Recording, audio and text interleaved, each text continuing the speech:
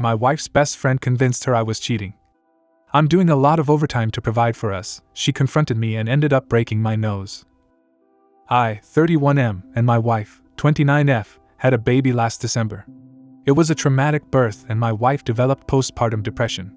While she was originally going to go back to work after the birth, she's been struggling enough that we decided to wait until our daughter was a year old and reassess. She has been going to therapy weekly. With my wife home full-time, I've had to work increased hours. This is something we discussed prior to making this decision, and she knew this from the start. A few weeks ago, my boss approached me about a project that would require a lot of overtime in a short amount of time. It would both be great financially and for my career. I talked to my wife about it, and she agreed that I should say yes to my boss. For the 4 weeks I'd be working on this, my MIL and her best friend, Jessie, 29F, name changed, would come help out with some of the duties that I typically do. Jessie is a stay-at-home mom with a 4-year-old and a 2-year-old. She began coming over during the day and would watch the kids with my wife. 3 weeks into the project, it became clear that we need a few more weeks to get it together. I went home that night and talked to my wife about it. She said she was okay with it, but got very cold in the days after. It wasn't unusual behavior over the past few months, so I didn't think much about it and tried not to take it personally. During the last week of the project, I got home one night and saw that Jessie was still at the house.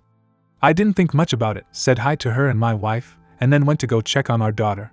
Before I could get to her room, I heard Jessie say something along the lines of, "He doesn't even stop to greet you. Definitely a sign." I turned around and asked what it was a sign of. Immediately, my wife started crying and Jessie started accusing me of having an affair. She told me that I must hate my wife because she has PPD and am not attracted to her because she gained weight from the pregnancy. Neither of these things are true. I'm trying my best to help my wife through her PPD while supporting our family. And I think she looks great how she is right now, she just hasn't wanted to have sex and I haven't pushed. Jessie then demanded to see my phone. I told her no. She told me that's a sign that I'm guilty. I told my wife that I would let her see my phone if she wanted to. She nodded and something inside me broke. I guess it was the thought that she actually believed I was having an affair really got to me. And that she didn't trust me after everything we've been through. Well, she looked through the phone and there was no evidence.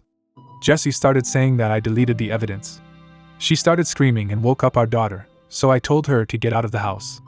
Eventually, she left, and I went to calm our daughter since my wife was still on the couch crying.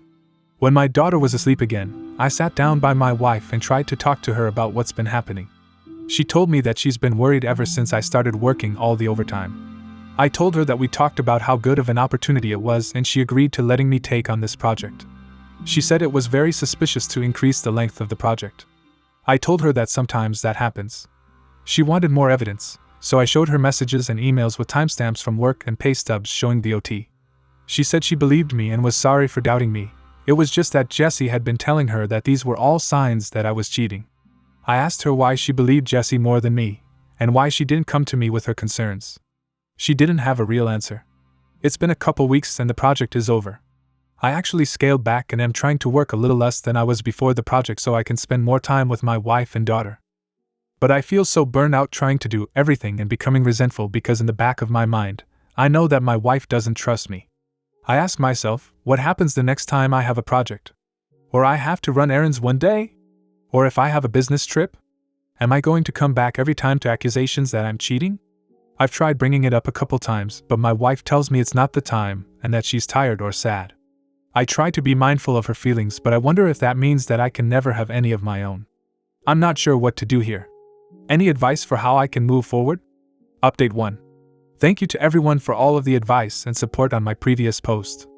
I think a lot of you pointed out what should have been obvious, that I need to get a therapist and start looking after my own mental health. A couple people asked for an update, so I'm giving one, but it's not happy. That night I approached my wife and told her that I was going to find a therapist.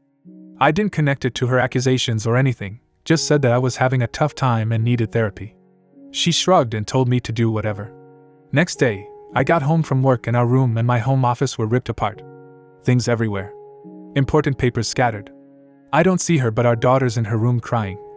My wife left her alone, her cell phone's off.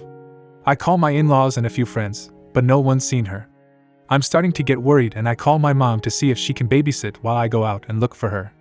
Before my mom can get home, my wife gets back. Jessie's driving.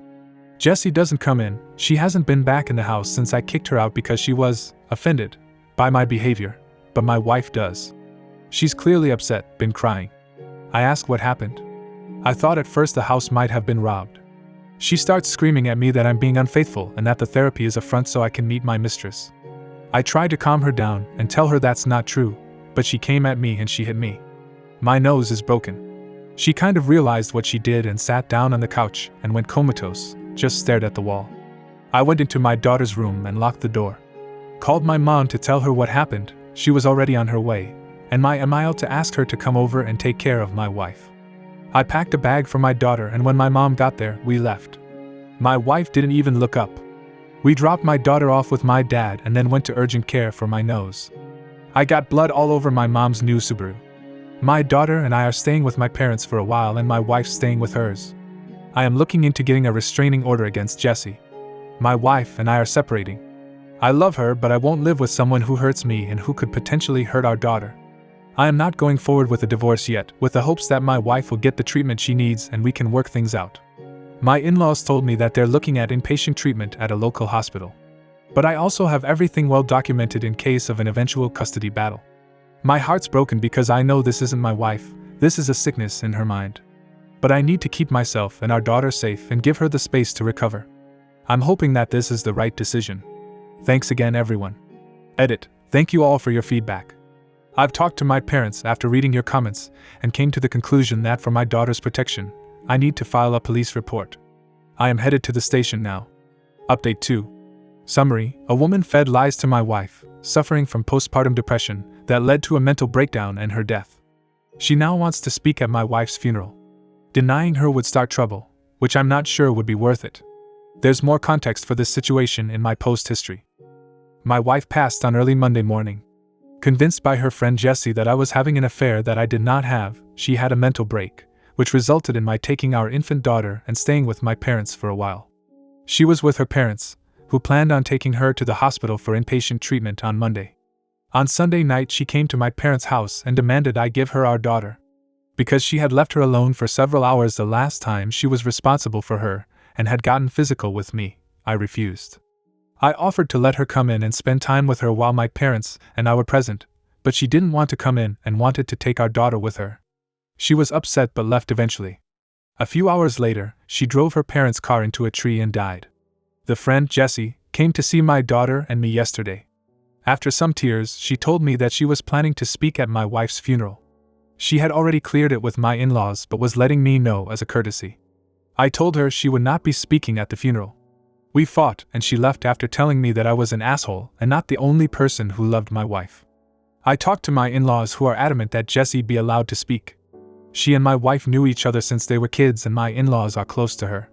We're all very fragile right now and I fear that pushing this further would hurt my relationship with my in-laws, which I don't want. Still, the thought of seeing Jessie up there at my wife's funeral makes me feel sick. I don't think I can stand to listen to her, knowing that she took joy in my wife's deteriorating mental health and picked up my wife, leaving my daughter home alone. That being said, I don't trust myself to make the best decisions right now. My mind's clouded by grief, guilt, and fear. My parents are split on what to do and I don't have the energy to reach out to my friends. So I'm coming here again to ask for your advice.